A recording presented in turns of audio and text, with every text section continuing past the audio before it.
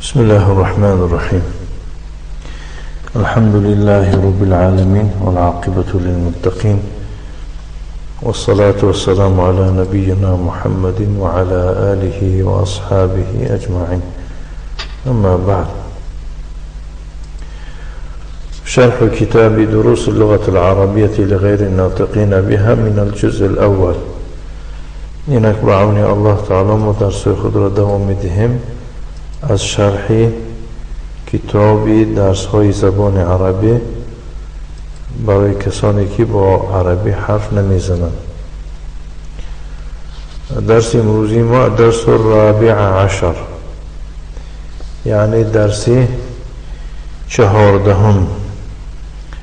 موضوع درس چی بوده است؟ اضافة الاسماء الى ضمیری المخاطبین والمتکلمین، یعنی مضاف شدن اسمها با ضمیرهای، یعنی با دو ضمیر، با ضمیر مخاطبها و با ضمیر متکلمها. فهمیدین نه؟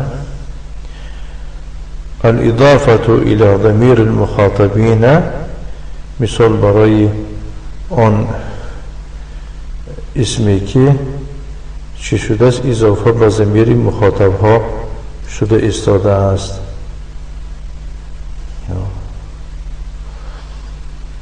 الله ربکم، الله پروردگار شما است.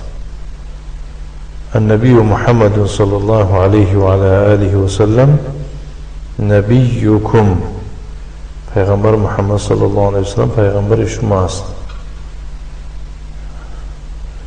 فهمیدید؟ در اینجا رب مضاف و الکاف مضاف الیه شده ایستاده است. فهمیدید؟ در اینجا خب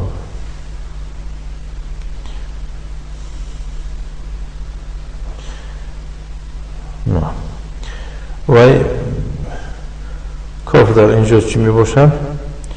ضمیر همون کاف می باشد، میم باشد این دلالت به جمع می کند. الاسلام دینکم، اسلام دین شما است. ما لغتکم، زبان شما چیست؟ این مدرسکم، مدرس شما در کجاست؟ بیتکم جمیل، خانه شما زیباست. الاضافة الى ضمیر المتکلمین، اکنون اضافه به ضمیر متکلم ها. الله ربنا، رب در اینجا مضاف است، نا ضمیر متصل مبنی علی السکون فی محل جر بالمضاف میشد. النبی محمد صلی الله علیه و آله و سلم نبینا، پیغمبر محمد صلی الله علیه و سلم پیغمبر ماست.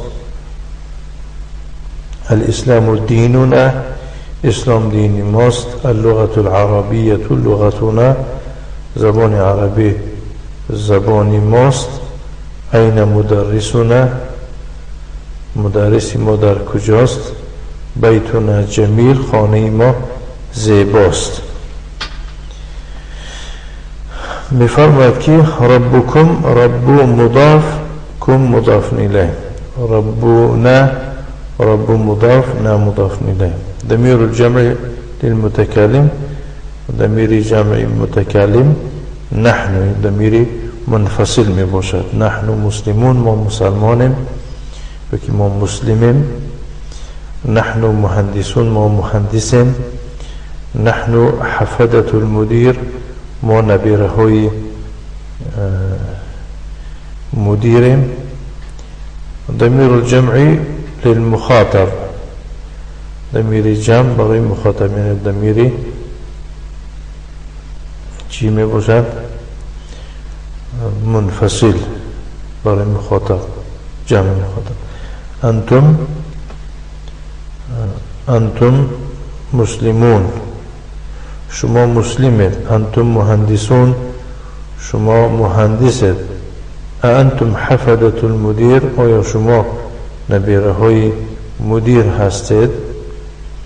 امثله فی ای شارع بیتکم، خانه شما در کدام کوچه است؟ بيتنا في الشارع الذي أمام المحكمة. خانه ما در کوچه است که در پیش محکمه است، یعنی سود. أنتم مدرسون و شما مدرس هستید؟ لا نحن أطباء، نعم دكتورين. أنا مدرس، نحن مدرسون، من مدرسم ما مدرسين. أنا مدرسة، نحن مدرسات، ما من مدرسم ما مدرسين. در اینجا اون معنا داده شده است که متکلم خواه مفرد باشد و خواه جمع باشد برای مذکر و مؤنث یک خیل می باشد. انت طبیب، انتم اطباء. تو دکتر هستی، شما دکتر. انت طبیبتون، انتن طبیبات. تو دکتر زن هستی، شما دکتر زن هستید. ایو، أي اسم استفهام للعالم وغير العالم، واسم الذي بعده مضاف إليه. يعني أي اسم استفهام است برای عالم و برای غیر عالم استفاده برده می شود آن را، و اسمی را که بعد از وی ذکر کرده می شود همچون مضاف الیه می باشد. العاقل مثلا برای یعنی که علم دار. ای الطلاب خرج، کدامی از دانشجویان برآمد. ایکم ذهب الى المستشفى، کدامی از شما به بیمارخانه رفت. غیر العاقل ای کلیت هذه، این کدام فکلته است. ای شهر هذا، این کدام ماه است. فی ای مدرسه انت، تو در کدام مدرسه هستی. من ای بلد انت، تو از کدام کشور هستی. ای یوم هذا، این کدام روز است. هذا یوم السبت، این روزی شنبه است. ای کلیت هذه، این کدام فکلته است. هذه کلیت الشریعه، این فکلته شریعت است. فی ای معهد انت، تو در کدام دانشگاه هستی. انا فی معهد اللغة العربیه، من در دانشگاه زبان عربیم. من ای بلد انت، تو از کدام کشور هستی. انا من الجزائر، من از جزایرم. ضمیر المخاطبی المتصل بالفعل، ضمیر مخاطبی که به فعل پیوست شده است. المفرد المذکر ذهبت، خرجت. المفرد المؤنث ذهبتي، خرجتي. الجمع المذكر، جمع مذكر ذهبتم، خرجتم. الجمع المؤنث ذهبتن، خرجتن. أنت ذهبت إلى المعهد، أين ذهبت؟ لماذا خرجت؟ أنت ذهبت إلى المعهد، أين ذهبت؟ لماذا خرجت؟